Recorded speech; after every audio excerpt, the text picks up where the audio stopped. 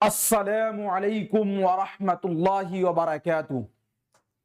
दोस्तों, मैं निशात अहमद आप तमाम साथियों का बहुत बहुत इस्तकबाल करता हूं, खैर मकदम करता हूं, वेलकम करता हूं। शुरू करते हैं। मंजिल की जुस्तजू है तो कर जुहद मुसलसल, मंजिल की जुस्तजू है तो कर जुहद मुसलसल, यूं मुफ्त में चांद सितारे नहीं मिलते। प्रश्न है, एक अध्यापिका को पता चलता है कि कुछ विद्यार्थी सीखते समय अनुच्छेद को विस्तृत संख्या एवं वाक्य रचना को समझने में कठिनाई अनुभव कर रहे हैं। क्या पता चलता है कि कुछ बच्चे जो अनुच्छेद को सीख रहे हैं उसमें जो है ना, उसको जे विस्तृत संख्या यानी कि दोस्तों जे अंक में और वाक्य की रचना को समझने में कि वो कैसे बना है उसमें उसको दिक्कत आ रही है। वो उन्हें एक समृद्ध शब्द भंडार देती है, यानी कि वो एक बेहतरीन शब्द देती है उसी के इसमें, और कुछ युवतियों को सुझाव देकर उसका अभ्यास करवाती है। इस तरह कुछ समय पश्चात उसके विद्यार्थी भाषा सीखने संबंधी कठिनाइयों को दूर कर पाते हैं। अध्यापिका ने यह किस प्रकार का आकलन किया, यानी एक अध्यापिका ने देखा कि बच्चे जो है ना सीखने में कुछ गलती कर रहे हैं, तो कुछ गलती कर रहे हैं तो कमी का पता लगाया, और कमी का पता लगाने के बाद उसके अनुसार उसको शब्द दिया। तो गोया कि किसी कमी का पता लगाना और फिर उसको दूर करना, यह क्या कहलाएगा? निदानात्मक आकलन। दोस्तों, रचनात्मक आकलन, योगात्मक आकलन और स्थानात्मक आकलन।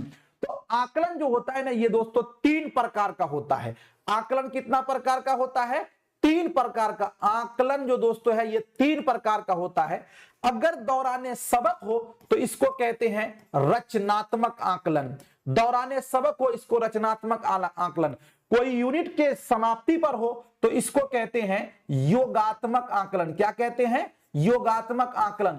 और किसी कमी को पता लगाकर उसको दूर किया जाए तो दोस्तों इसको कहते हैं निदानात्मक आकलन। क्या कहते हैं? निदानात्मक आकलन। तो यहां पर एक कमी को पकड़ा गया और उसको दूर किया गया, तो इसलिए यह होगा आपका निदानात्मक आकलन। ऑप्शन नंबर ए वाला आपका राइट हो जाएगा। ठीक है, चलिए अगला प्रश्न है दोस्तों, आपके स्क्रीन पर कहा जा रहा है बहुभाषिकता का प्रयोग एक संसाधन के रूप में करना चाहिए जिससे, यानी बहुभाषिकता का मतलब हुआ कि कसीर लिसानियात को हमें एक दोस्तों संसाधन के रूप में यानी कि एक मुआविन के तौर पर लेना चाहिए। क्यों लेना चाहिए?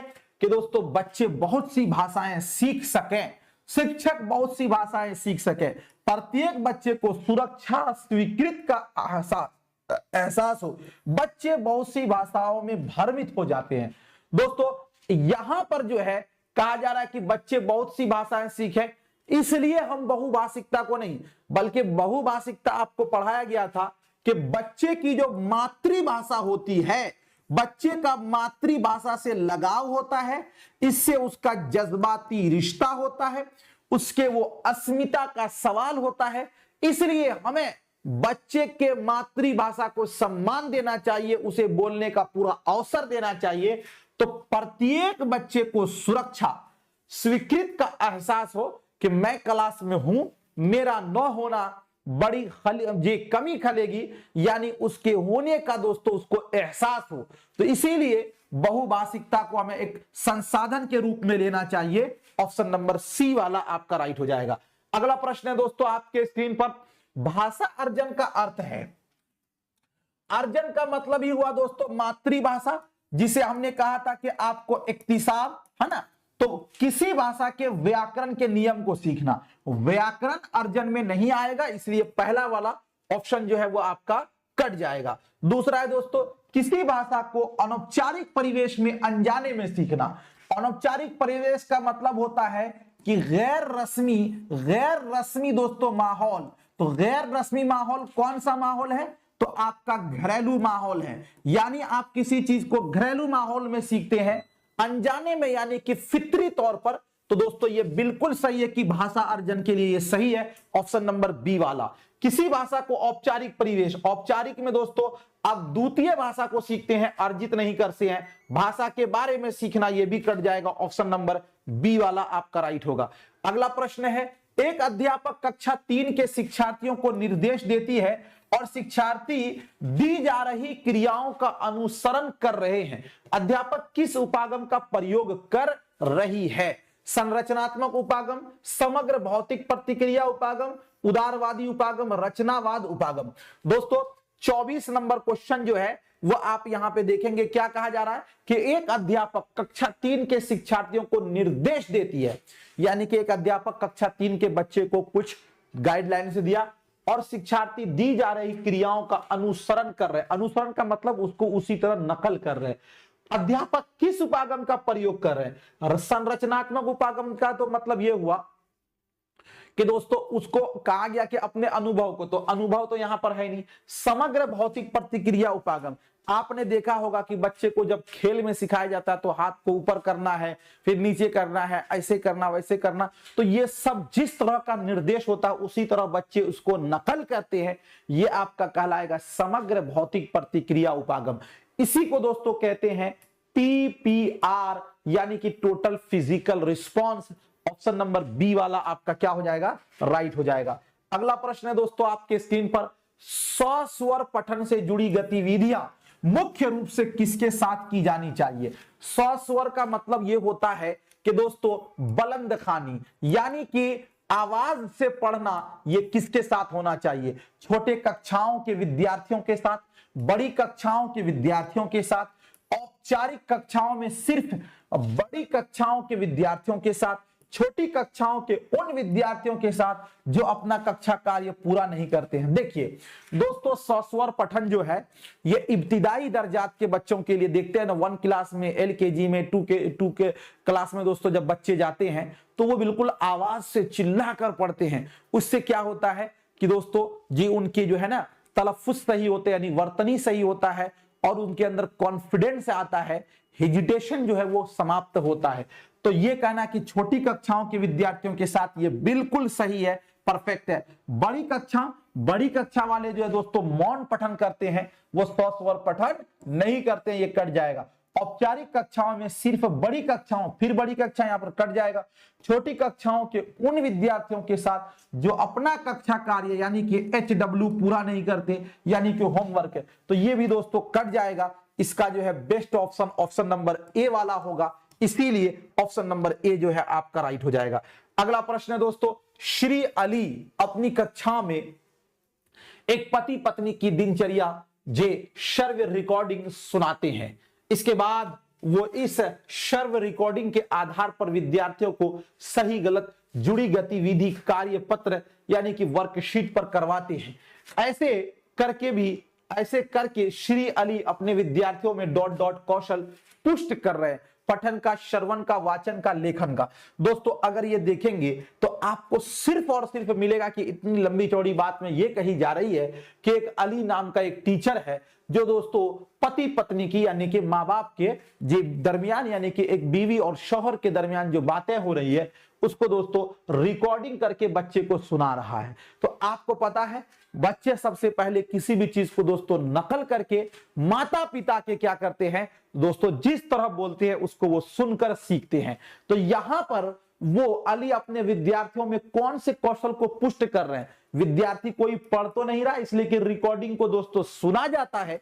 हमने आपको TLM वाले चैप्टर में पढ़ाया था कि रिकॉर्डिंग जो है वो दोस्तों क्या है, सुनने वाली चीज है, वाचन भी नहीं होगा, वाचन का मतलब होता है बोलना, लेखन भी नहीं होगा, ये दोस्तों श्रवण कौशल को वो बढ़ा रहा है। तो ऑप्शन नंबर बी वाला आपका क्या हो जाएगा, राइट हो जाएगा। अगला प्रश्न है दोस्तों आपके स्क्रीन पर 27 नंबर में, स्वर में उतार और चढ़ाव ... कहलाता है। यानी कि जब आवाज से आप पढ़ते हैं उसमें जो उतार चढ़ाव होता है ना, यानी जब आप तरन्नुम से किसी चीज को पढ़ते हैं तो उसमें जो उतार चढ़ाव होता है उसको क्या कहते हैं?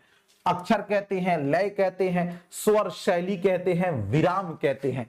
जी नहीं बोलते अरे भाई उसने तो बहुत ही बेहतरीन ढंग से दोस्तों उतार चढ़ाव। दोस्तों ध्यान दीजिएगा यहां पर केवल कहा गया है स्वर। जे अगर ये कहा जाता कि कविता तो तब फिर अलग बात होती। जैसे अभी हम ही बोल रहे हैं कुछ शब्दों को बहुत तेज, किसको धीरे, किसी में दोस्तों आप देखेंगे ये उतार चढ़ाव जो है इसी को कहते हैं स्वर शैली। इंसान सभी चीज को एक ही रफ्तार में नहीं बोलता है, कभी धीरे, कभी तेज, कभी फास्ट, है ना, तो ये कहलाएगा दोस्तों स्वर शैली। अगर सिर्फ लय बोलिएगा तो लय दोस्तों कविता में आता है। किस में आता है लय? लय कविता में आता। हमें यहां पर कविता वाली बात नहीं है, यहां पर कहा गया कि स्वर में उतार चढ़ाव, यानी कि दोस्तों आवाज में उतार चढ़ाव जो है वो क्या कहलाएगा? स्वर शैली। चूंकि उतार चढ़ाव होना ही चाहिए तो ऑप्शन नंबर जो है सी वाला आपका राइट हो जाएगा। अगला प्रश्न है, वैज्ञानिक ऐसा वाक्य क्यों कहते हैं कि बच्चों से बात करना बहुत महत्वपूर्ण है? यानी दोस्तों मनोवैज्ञानिक जो कहे कि बच्चों से बातचीत करना बहुत महत्वपूर्ण है, इसलिए कि बच्चे सामाजिक अंतःक्रिया से बातचीत करके सीखते हैं। तो वही क्वेश्चन यहां पे कहा गया कि वैज्ञानिक ऐसा क्यों कहते हैं कि बच्चों से बात करना बहुत महत्वपूर्ण है? इससे उनके चेहरे पर मुस्कुराहट आती है, यानी जब बातचीत करेंगे तो बच्चे मुस्कुराएंगे, इससे हमें खुशी मिलती है, इससे भाषा की ध्वनियां सीखने की शुरुआत होती है और इससे उनके शब्द संपदा में सुधार होती है। दोस्तों ध्यान दीजिएगा, हमने आपको कहा था कि भाषा के कितने दोस्तों कौशल हैं? 4 हैं। सबसे पहला कौन सा है? सुनना। और दोस्तों उसके बाद कौन सा है? बोलना। उसके बाद दोस्तों कौन सा है? तो दोस्तों पढ़ना। क्या है? पढ़ना। और उसके बाद आपका कौन सा है? लिखना। तो एक बात आप यहां पर देखिएगा, सुनना को पहले क्यों रखा गया? इसलिए कि बच्चे सबसे पहले जो है सुनकर ही चीजों को सीखते हैं, और जिस तरह उसने सुना उसी तरह दोस्तों वो बोलेंगे। और अगर ये दोनों चीजें हो गई तो तब बाद में पढ़ना और लिखना आएगा। तो गोया के बच्चे से जब हम बातचीत करेंगे तो दोस्तों उसमें सुनेगा तो वो चीजों को दोस्तों पढ़ने में उसको क्या होगा? आसानी होगा।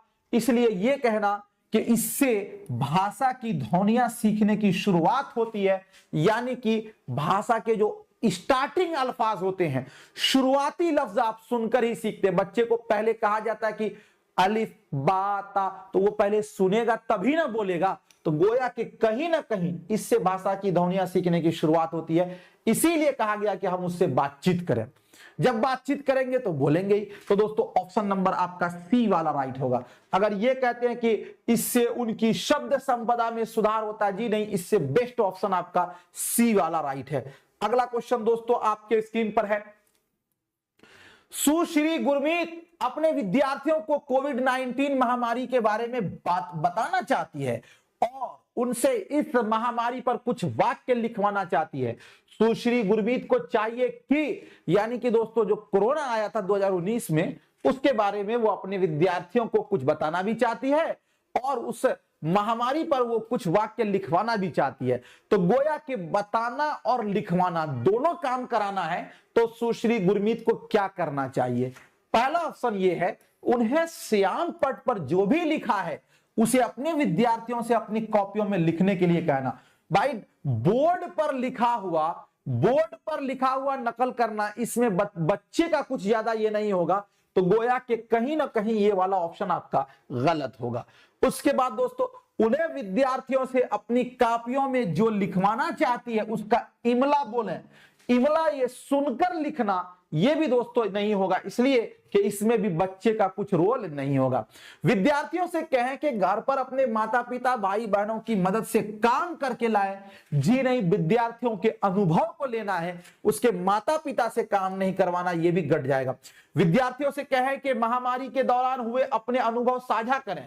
तो दोस्तों मैंने आपको बताया था कि लिखने का अर्थ होता है अपने अनुभव को साझा करना और मुख्य अभिव्यक्तियों को श्याम पट पर लिखें। बिल्कुल ये वाली बात सही है आपकी, तो ऑप्शन नंबर डी वाला आपका राइट हो जाएगा। अगला क्वेश्चन है दोस्तों आपके स्क्रीन पर, सुश्री ईशा अपनी कक्षा 2 के विद्यार्थियों को कुछ वस्तुओं के चित्र दिखाती है। यानी एक टीचर है, वो अपने विद्यार्थियों को कुछ चित्र दिखा रही है। चित्र दिखाने के बाद दोस्तों क्या कहती है, वो ऊंची आवाज में स्पष्ट रूप से उसका नाम बताती है। इस तरह से क्या कर रही है, मान लीजिए कि एक ये चित्र हमने घड़ी का दिखाया और फिर मैंने इसके बारे में बताया कि ये घड़ी है, तो अब इसको पहले चित्र दिखाना फिर घड़ी बताना, तो ये क्या होगा? अपने विद्यार्थियों को नई वस्तुएं देखने में मदद कर रही है, अपने विद्यार्थियों को नए शब्द सिखाना चाहती है, अपने चित्रकारी का कौशल प्रदर्शित करना चाहती है, अपने विद्यार्थियों को पढ़ना सीखने में मदद करना चाहती है। चित्र कौशल का प्रदर्शन करना चाहती है, ये तो ऐसा नहीं होगा। ये वाली बात तो दोस्तों क्या हो जाएगी, गलत हो जाएगी कि चित्र कौशल का प्रदर्शन करना चाहती है। अपने विद्यार्थियों को नई वस्तु देखने में मदद कर रही है, जी नहीं, नई वस्तु देखने में मदद नहीं कर रही है, अपने विद्यार्थियों को नए शब्द सिखाना रही है। दोस्तों चूंकि चित्र से बच्चे बहुत जल्दी किसी चीज को सीख जाते हैं, इसलिए अपने विद्यार्थियों को नए शब्द सिखाना चाहती है। ये बात बिल्कुल सही है, परफेक्ट है। ऑप्शन नंबर बी वाला आपका राइट हो जाएगा। अगला प्रश्न है दोस्तों, समग्र भौतिक प्रतिक्रिया विधि में डॉट डॉट अवबोधन विषय का आधार है। श्रवण है, पठन है, वाचन है, लेखन है।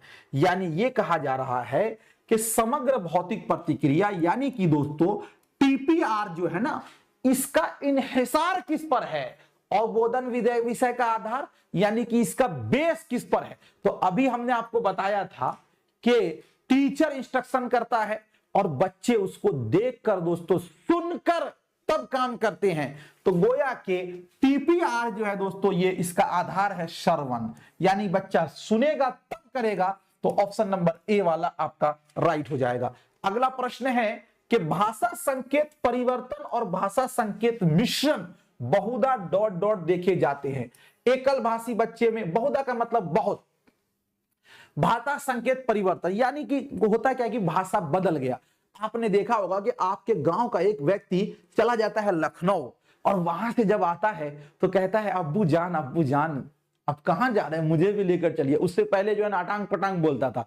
गोया के जो जैसे परिवेश में रहेगा उसको वैसे भाषा का असर पड़ेगा। तो भाषा संकेत परिवर्तन यानी कि भाषा का बदलाव, और भाषा संकेत मिश्रण यानी कि दोस्तों उसके अंदर जो शब्द बढ़ते हैं वो अधिकतर कैसे परिवार में होते हैं? एकल भाषी बच्चे, यानी वो बच्चे जो एक भाषा बोलते हैं। द्विभाषी बच्चे वो बच्चे जो दो भाषा बोलते हैं। पठन वैकल्य गरिष्ठ बच्चे, यानी वो बच्चे जो पढ़ने में दोस्तों जिनको दिक्कत है, दुश्वारी है। गगन वैकल्य ग्रस्त बच्चे। तो दोस्तों ध्यान दीजिएगा, ये दोनों तो होगा ही नहीं, ये तो क्यों ना एक कमी है।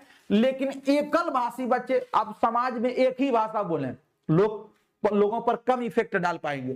लेकिन आप दो भाषा बोलो, हिंदी के साथ अंग्रेजी भी या उर्दू के साथ दोस्तों हिंदी भी आप बोल दें, तो आपका प्रभाव ज्यादा होता ना। तो इसलिए द्विभाषी बच्चे, ऑप्शन नंबर आपका क्या होगा, बी वाला आपका राइट हो जाएगा।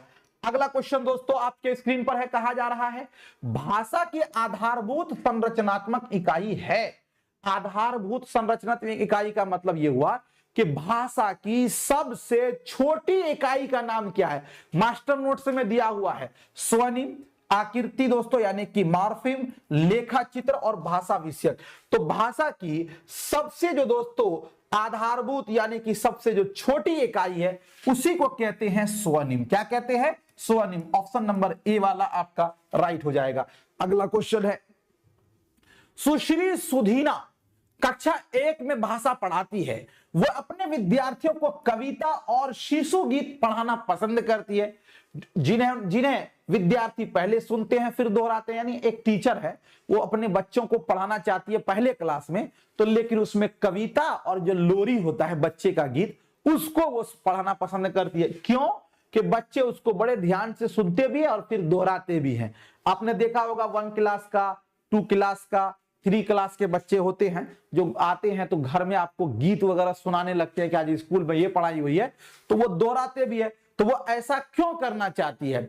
सुश्री सुधीना अपने विद्यार्थियों के डॉट डॉट को पुष्ट कर रही है, यानी किस चीज को बढ़ावा दे रही है? श्रवण एवं वाचन, वाचन एवं पठन, श्रवण एवं पठन, पठन एवं लेखन। तो दोस्तों आप इसमें यह देखेंगे कि वो बच्चे को सबसे पहले क्या कर रही है? कविता और शिशु गीत पढ़ाना पसंद करती है, जिन्हें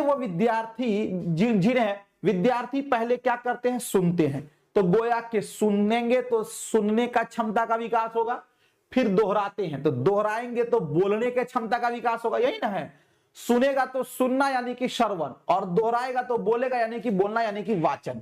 तो दोस्तों श्रवण एवं वाचन, ये बात बिल्कुल सही है कि वो सुनने की क्षमता का विकास कर रही है और बोलने की क्षमता का विकास कर रही है। ये वाली बात बिल्कुल सही लग रही है। वाचन एवं पठन, यहां कहीं पर भी पढ़ने का जिक्र नहीं है इसलिए कट जाएगा। श्रवण एवं पठन, पठन दोस्तों कट जाएगा। पठन एवं लेखन, न पढ़ना है न लिखना है, ये कट जाएगा। ये वाला आपका बिल्कुल राइट हो जाएगा और सही हो जाएगा। अगला प्रश्न है दोस्तों आपके स्क्रीन पर, निम्नलिखित में से किस स्थिति में उपचारात्मक शिक्षण दिया जाना चाहिए? उपचारात्मक शिक्षण को ही दोस्तों कहते हैं मुआलिजाती तदरीस, यानी कि किसी कमी का पता लगाना और उसको दूर करना, इसे ही कहते हैं उपचारात्मक शिक्षण। जे तो दोस्तों क्या होगा, विद्यार्थी अधिगम का आनंद ले रहे हैं, विद्यार्थी पढ़ाई गई अवधारणा को समझ नहीं पा रहे हैं, विद्यार्थी अपनी गति से स्व अध्ययन करना चाहते हैं, विद्यार्थी कहानी की पुस्तक पढ़ना चाहते हैं और पठन का आनंद ले रहे हैं। दोस्तों हमने ये कहा कि उपचारात्मक शिक्षण कब होगा, जब बच्चे को कहीं पर कमी हो उसको। तो पहला जो ऑप्शन इसमें कहा गया कि दोस्तों कि विद्यार्थी अधिगम का आनंद ले रहा है, जब वो आनंद ले रहा है तो वहां पर तो उपचार होगा ही नहीं, इसलिए कि वो ऑलरेडी पढ़ रहा है। विद्यार्थी पढ़ाई गई अवधारणा को समझ नहीं पा रहे हैं, तो यहां पर गोया कि एक कमी है कि जो चीज पढ़ाई गई है वो नहीं समझ पा रही है। तो किसी भी कमी का पता लगाना वो निदानात्मक और उसी को दोस्तों बताना वो उपचार हुआ। तो ये वाली बात बिल्कुल सही है। विद्यार्थी अपनी गति से स्व अध्ययन करना चाहते हैं, यानी कि दोस्तों वो खुद मुताला कर रहे हैं, तो इसमें उपचार की कोई जरूरत नहीं है। विद्यार्थी कहानी को की पुस्तक पढ़ना चाहते हैं और पठन का आनंद लेना चाहते हैं, ये बात तो ठीक है, इसमें उपचार नहीं होगा। उपचार होगा तो ये ऑप्शन नंबर बी वाला में होगा, इसीलिए ऑप्शन नंबर बी वाला आपका राइट हो जाएगा। अगला प्रश्न है, जे क्रेशन के अनुसार डॉट डॉट व्याकरण करता है कि भाषा अधिगम करता अपने भाषा प्रयोग की शुद्धता का मूल्यांकन कैसे करते हैं। दोस्तों स्टीफन क्रेशन ने आपको क्या दिया था कि इसके बारे में कहा गया था, स्टीफन क्रेशन ने दोस्तों जे SLA का इन्होंने सिद्धांत दिया था। SLA क्या है भाई, तो SLA जो है, S सेकंड, L से लैंग्वेज, A से एक्विजिशन, यानी कि द्वितीय भाषा अर्जित करने का सिद्धांत दोस्तों स्टीफन क्रेशन ने दिया था। इसके उन्होंने 5 रूल बताए थे। तो इसके अनुसार दोस्तों यहां पर कहा गया कि व्याकरण करता कहता है इनका कि अधिगम करता अपने भाषा प्रयोग की शुद्धता का मूल्यांकन कैसे करते हैं। निवेश परिकल्पना, निवेश का मतलब है कि कोई चीज आपकी इसमें आया तो वो तो होगा नहीं। स्वाभाविक क्रम परिकल्पना ये भी नहीं होगा जी। अफेक्टिव परिकल्पना यानी किसी चीज को आपके अंदर आया जो आपके में बदलाव ला दे, तो ये नहीं होगा जी। मॉनिटर परिकल्पना, नहीं बोलते हैं कि आपकी मॉनिटरिंग की जा रही है, सीसीटीवी कैमरा के निगरानी में आप हैं, तो मॉनिटर कल्पना में ही अपने भाषा प्रयोग की वो शुद्धता का मूल्यांकन करते हैं। दोस्तों ये आपका डी वाला जो है बिल्कुल राइट हो जाएगा और ये सही हो जाएगा। अगला क्वेश्चन आपके स्क्रीन पर है, वो पद्धति जो बोलने तथा कार्यों में तालमेल बनाती है क्या कहलाती है? क्या कह रहा है? बोलने और दोस्तों कार्य में, जैसे कि हम यहां बोल रहे हैं, कभी हाथ चमका रहे हैं, कभी इधर जा रहे हैं, कभी उधर जा रहे हैं, तो ये दोस्तों एक तालमेल हुआ। तो इस तालमेल को क्या कहलाएगा? समग्र भौतिक प्रतिक्रिया, यानी कि दोस्तों TPR। ये तो बहुत आसान हो गया आपके लिए। कहानी सुनाना, कार्य आधारित पद्धति, भूमिका निर्वाह करना। तो दोस्तों वो कौन सी पद्धति है जो बोलने तथा कार्य में तालमेल जे इसको करती है? तो वो आपका होगा समग्र भौतिक प्रतिक्रिया, यानी कि TPR, total physical response. Option number A वाला राइट हो जाएगा। अगला प्रश्न है, कौन सी पद्धति शिक्षार्थी को उनके वाचन कौशल के विकास में सहायता करती है?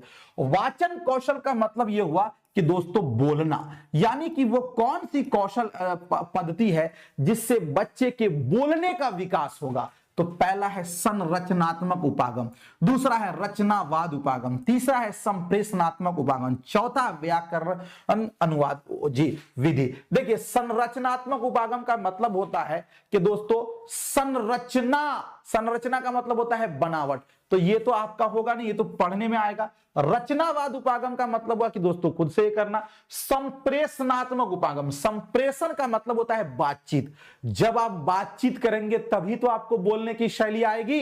तो दोस्तों उनके वाचन कौशल के विकास में संप्रेषणात्मक उपागम सहायता करती है। ऑप्शन नंबर जो है इसका सी वाला राइट हो जाएगा। अगला प्रश्न है आपके स्क्रीन पर, खेल के मैदान, फोन पर या दूसरे व्यक्तियों के साथ सामाजिक रूप से अंतःक्रिया में प्रयोग की जाने वाली भाषा किसका भाग है? देखिए कह रहा है कि खेल के मैदान में आप बातचीत करते हैं या फोन पर बातचीत करते हैं या दूसरे व्यक्ति से जैसे आमने सामने बातचीत करते हैं, तो तो ये जो है ना किसका भाग है? पहला ये है आधारभूत अंतर्वैयक्तिक संप्रेषणात्मक कौशल, जिसे कहा गया है बिक्स।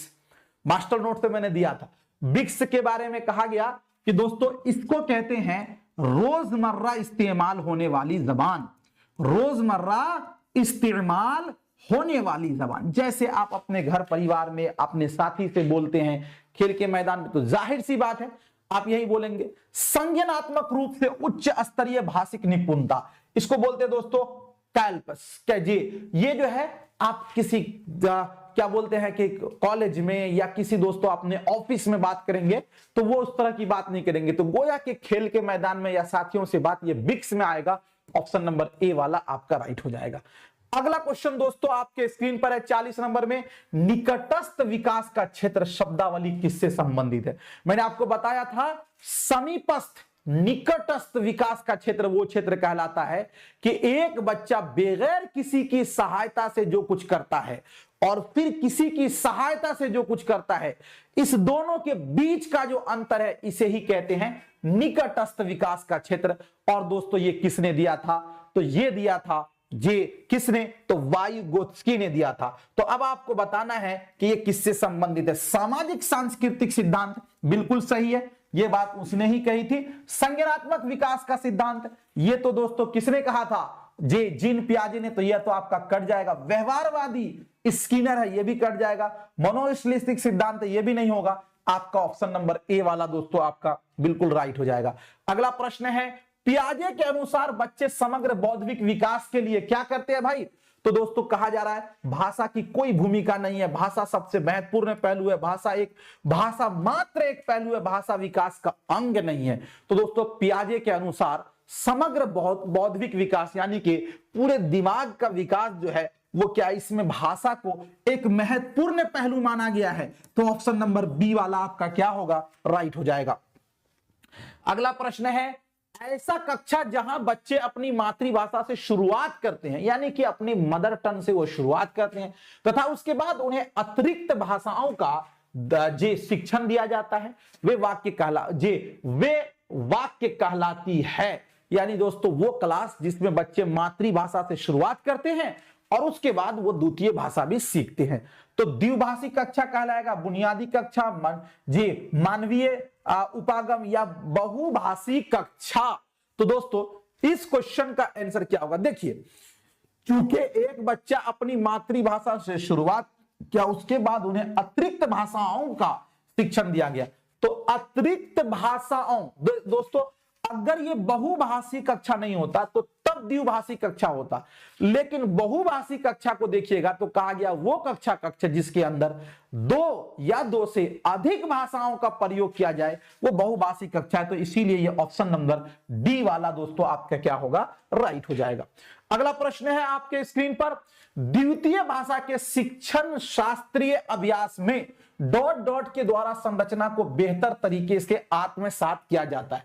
यानी जब आप बच्चे को दूसरा भाषा सिखा रहे हैं तो किसके माध्यम से बेहतर ढंग से द्वितीय भाषा सिखा सकते हैं? जी, द्वितीय भाषा यानी कि मानक भाषा, यानी कि मेयारी जबान, यानी कि दोस्तों हदफे जबान। तो कहा जा रहा है सामान्यतः प्रयोग होने वाले वाक्य जी विन्यासों के अभ्यास तथा पुनरावृत्ति दोहराव, यानी कि जो दिनचर्या में जो भाषाएं इस्तेमाल होती है उसको और उसका रिपीटेशन होना चाहिए। रोचक विषय सामग्री के साथ अर्थपूर्ण अंतःक्रिया, यानी कि हम द्वितीय भाषा को उससे सिखा सकते हैं कि कोई भी बहुत इंटरेक्टिव अच्छे जे चैप्टर होने चाहिए और उसका जो है ना अर्थपूर्ण अंतःक्रिया हो, यानी उस पर अच्छे से डिस्कशन हो, बच्चे ग्रुप में बातचीत करें। तो जाहिर सी बात है कि अंतःक्रिया आ गया है, तो ये वाली बात आपकी बिल्कुल सही लग रही है। भाषा के अर्थपूर्ण अंतरण इससे नहीं होगा, अवलोकन तथा सहयोग ये सहायता देना इससे भी नहीं। बेस्ट ऑप्शन आपका बी वाला जो है वो राइट हो जाएगा। अगला प्रश्न है दोस्तों 44 नंबर पे, निम्नलिखित में से कौन सा पद वाइगोत्स्की के सामाजिक सांस्कृतिक सिद्धांत से संबंधित है? यानी वो कौन सा स्टेटमेंट है जो कि दोस्तों किससे? वाइगोत्स्की के सामाजिक सांस्कृतिक सिद्धांत से संबंधित है। प्रक्रिया लेखन, बच्चे कोरी स्लेट है, ये तो प्लेटो ने कहा था। निकटस्थ विकास का क्षेत्र, आत्मसातीकरण और समायोजन। तो दोस्तों आत्मसातीकरण समायोजन तो होगा नहीं। ये दोस्तों किससे संबंधित है? ये तो जीन पियाजे से है। लेकिन निकटस्थ विकास का क्षेत्र, ये क्वेश्चन अभी 2-3 बार आ गया है, तो ये दोस्तों किससे है? वाइगोत्स्की से है। ऑप्शन नंबर सी वाला आपका राइट हो जाएगा। अगला प्रश्न है दोस्तों आपके स्क्रीन पर, यह विचार कि हम अपने आसपास के परिवेश के बारे में क्या सोचते हैं और कैसे उसे देखते हैं, यह भाषा द्वारा सुनिश्चित होता है कि किससे संबंधित है। कि हम अपने आसपास पड़ोस में क्या सोचते हैं, उसको हम कैसे देखते हैं, ये किससे संबंधित है? दोस्तों सापीर-वोर्फ परिकल्पना, भाषिक संबद्धता, भाषा समाजीकरण और भाषा अर्जन। तो दोस्तों इसे ही क्या कहा जाता है? जे यह विचार, तो दोस्तों इसे कहा गया है जे सापीर-वोर्फ परिकल्पना। ऑप्शन नंबर ए वाला आपका राइट हो जाएगा। इसका मतलब यह होता है कि बच्चे दोस्तों जैसा वो अपने आसपास पड़ोस में देखते हैं, दुनिया को उसी चश्मे से वो देखते हैं। जाहिर सी बात है, हम लोग भी वही देखते हैं। हमारे यहाँ जैसा परिवेश होता है, माहौल होता है, अगला को भी हम वैसा ही समझते हैं। तो ये आपका हो जाएगा ऑप्शन नंबर ए वाला राइट हो जाएगा। अगला क्वेश्चन है, स्किनर की यह राय है कि बच्चे अक्सर भाषा अर्जन प्रक्रिया में, यानी स्किनर ने क्या कहा कि बच्चे भाषा अर्जन में अक्सर कौन सी दोस्तों प्रक्रिया अपनाते हैं? वयस्कों की अनदेखी करते हैं, बुरा व्यवहार करते हैं, वयस्कों की नकल करते हैं, बुरी तरह से असफल होते हैं। देखिए दोस्तों, मैंने आपको पढ़ाया था बीएफ स्किनर जो है वो एक व्यवहारवादी मनोवैज्ञानिक है। उनका मानना है कि बच्चे जो है वो बच्चे भाषा की दोस्तों पहले वो नकल करके सीखते हैं, तो इसीलिए आपका वयस्कों की नकल करते हैं। ये बात बिल्कुल सही है। ऑप्शन नंबर सी वाला आपका राइट हो जाएगा। अगला प्रश्न है आपके स्क्रीन पर, कहा जा रहा है पियाजे द्वारा यह सुझाव दिया गया है कि बच्चे डॉट डॉट के माध्यम से भाषा सीखते हैं। लेखन एवं वाचन, आत्मसातीकरण तथा समायोजन, प्रयास एवं त्रुटि और आकार। तो जीन पियाजे ने दोस्तों कहा गया था कि इसने कहा था कि बच्चे जो भाषा सीखते हैं वो आत्मसातीकरण एवं समायोजन से दोस्तों, तो इसीलिए आपका ऑप्शन नंबर बी वाला क्या हो जाएगा? राइट हो जाएगा। अगला क्वेश्चन है, स्किनर के सिद्धांत के अनुसार बच्चे कब सर्वाधिक रूप से भाषा अर्जित करते हैं? यानी इनके अनुसार बच्चे जो है सबसे ज्यादा बच्चे भाषा कब दोस्तों अधिक सीखते हैं? तो आपका जो है पहला जो ऑप्शन इसका है, कहा जा रहा है कि कौशलों का अभियान करके, नकल करके, संकेत एवं सहारा देने पर, आकार के अनुसार। तो चूंकि दोस्तों बीएफ स्किनर ने कहा था कि बच्चे जो भाषा सीखते हैं वो अनुकरण से सीखते हैं, नकल करके सीखते हैं, ये वाली बात जो है बिल्कुल सही है, परफेक्ट है। पठन एवं लेखन के माध्यम से नहीं, बोलने एवं समृद्ध परिवेश से जी नहीं। ऑप्शन नंबर बी वाला आपका राइट होगा। चूंकि इसने कहा था कि बच्चे भाषा नकल करके सीखते हैं, रट करके सीखते हैं। अगला प्रश्न है दोस्तों आपके स्क्रीन पर, पशु एवं मानवीय संप्रेषण के मध्य महत्वपूर्ण अंतर कौन सा? क्या कहा जा रहा है कि दोस्तों पशु यानी कि जानवर एवं मानवीय संप्रेषण के मध्य महत्वपूर्ण अंतर कौन सा? यानी ये कह रहे कि जानवर और इंसान, जानवर भी बातचीत करता है ना। तो आपने देखिएगा कि एक बच्चा जिसको भूख लगती है रोता है तो उसकी मां दौड़े दौड़े उसके पास चली जाती है, और इंसान भी बातचीत करता है। दोनों में दोस्तों क्या है, एक चीज याद रखिए कि जो पशु होते हैं उसके हर एक चीज में दोस्तों एक ही भाषा, एक ही है। जी, अगर कोई मारेगा भी तो उसी तरह चिल्लाएगा, भूख भी लगेगी तो उसी तरह चिल्लाएगा, जी है ना। तो दोस्तों किसी भी झंझट में फंस जाएगा उसी तरह। लेकिन मनुष्य जो है हर एक चीज में उनके अलग अलग क्या है, आवाज है ना, अंतर अलग अलग है। तो हमको यही कहा गया पशु एवं मानवीय संप्रेषण के मध्य महत्वपूर्ण अंतर कौन सा, दोनों के बीच कौन से दोस्तों अंतर है? पशु भावनाएं संप्रेषित कर सकते हैं, यानी ये कह रहे हैं कि पशु जो है भावना को संप्रेषित, तो क्या मनुष्य नहीं कर सकता? मनुष्य भी तो करता है भाई अपने भावना को। तो गोया के ये वाला नहीं होगा। मानव भावनाएं संप्रेषित कर सकते हैं। अरे भाई भावनाओं का मतलब होता है कि आपके अंदर क्या चल रहा है। तो दोस्तों मानव तो करते हैं तो पशु भी तो करता है। उसको भूख लगी, उसको बांध के रख दीजिए, वो भी चिल्लाने लगेगा, तो भावनाओं को वो भी दोस्तों व्यक्त करता है। तो ये दोनों ठीक है, लेकिन और भी इससे बेस्ट ऑप्शन हो सकता है। पशु अपनी सुरक्षा को सुनिश्चित करने के लिए संप्रेषित करते हैं और मनुष्य अपनी सुरक्षा को सुनिश्चित करने के लिए संप्रेषित करते हैं। एक बात याद रखिएगा, पशु दोस्तों अपनी सुरक्षा के लिए ही वो क्या करते हैं, चिल्लाते हैं। वरना आप कहीं पर उसको ले जाइए किसी चीज को, बहुत वो इससे ये नहीं करता। तो ये वाली बात जो बिल्कुल सही है कि वो अपनी सुरक्षा को सुनिश्चित करने के लिए संप्रेषित करते हैं, बातचीत करते हैं। ऑप्शन नंबर सी वाला आपका राइट हो जाएगा। अगला प्रश्न है दोस्तों, किसी भाषा की उपभाषिक विशेषताओं के संबंध में कथन अ और ब पर विचार करें। यानी किसी भी भाषा की दोस्तों एक उपभाषिक विशेषता भी होगी, यानी उसकी छोटी विशेषता, तो वो क्या है, उसके कथन पर आप विचार करें। तो पहला इसमें यह कहा गया कि ध्वनि की प्रलभता सिर्फ वो नहीं है जो आप कहते हैं, बल्कि वो है कि आप कैसे कहते हैं। यानी ये कह रहा है कि ध्वनि का मतलब ये नहीं कि जो हम बोलते हैं, मतलब ये हुआ कि आप कैसे बोल रहे हैं, ये होगा। अच्छा, स्वर शैली का अर्थ है आवाज या भाषण में विभिन्नता। यानी ये कह रहे हैं कि आवाज से जो बोलना, शैली का मतलब होता है दोस्तों उतार चढ़ाव, इसका मतलब ये हुआ कि आवाज या भाषण में विभिन्नता। जी, तो ये बिल्कुल सही है कि ध्वनि की प्रबलता का सिर्फ वो नहीं है जो आप कहते हैं, बल्कि वो भी है कि आप कैसे कर रहे हैं। बिल्कुल ये बात सही है कि आप बातों को कैसे कर रहे हैं, वो चीज भी बहुत ये रखता है। और स्वर शैली का अर्थ है कि आवाज या भाषण में भिन्नता। यानी कि दोस्तों जब आप किसी चीज को उतार चढ़ाव कहते हैं तो तब ना उसमें भिन्नता आती है। तो ये बात भी बिल्कुल सही है। तो अ और ब दोनों सही है। अ सही है, ब गलत है, गलत हो जाएगा। अ गलत है, ब सही है, गलत हो जाएगा। और अ ब दोनों सही है, तो ये बात बिल्कुल सही है। तो ऑप्शन नंबर जो है दोस्तों सी वाला आपका राइट हो जाएगा। तो आज के लिए इतना ही रहने दीजिए, और इंशाअल्लाह अज़ीम आगे इसका जो सेशन है वो कल हम कंप्लीट करेंगे। और अगर आप लाइव सेशन भी कर ले। दूसरी एक चीज और कहूंगा कि सितारों से आगे जहां और भी हैं, तेरे सामने आसमां और भी हैं, इसी रोज शबने उलझ कर न रह जा कि तेरे सामने आसमां और भी है। तो दोस्तों आपको जो है ना अभी बहुत मेहनत करनी है, बहुत आगे जाना है, और हम यही दुआ करेंगे कि आपका रिजल्ट अच्छा हो। उसके बाद बीपीएससी टीआरई 4 में आप लोगों को बैठने का मौका मिले, ताकि दोस्तों आपको बहुत जल्द कामयाबी मिल जाए और जॉब में आप लोग आ जाएं।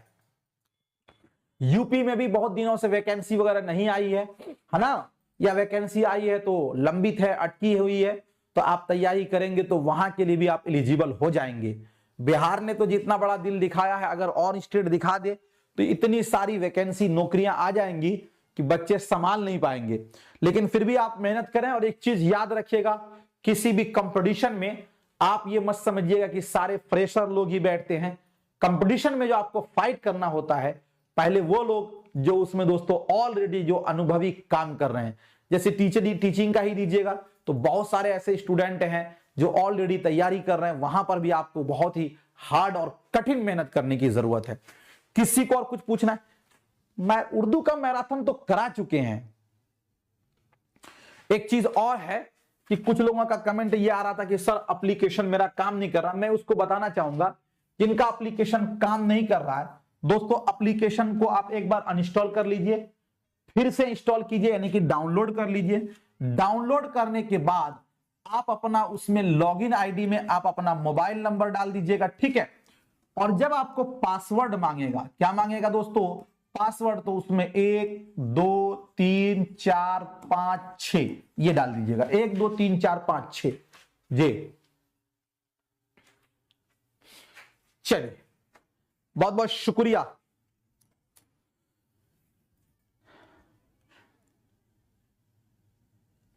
मिलता हूं फिर आपसे नेक्स्ट टाइम नेक्स्ट वीडियो के साथ। जब तक के लिए खुदा हाफिज, शुक्रिया, ऑल द बेस्ट।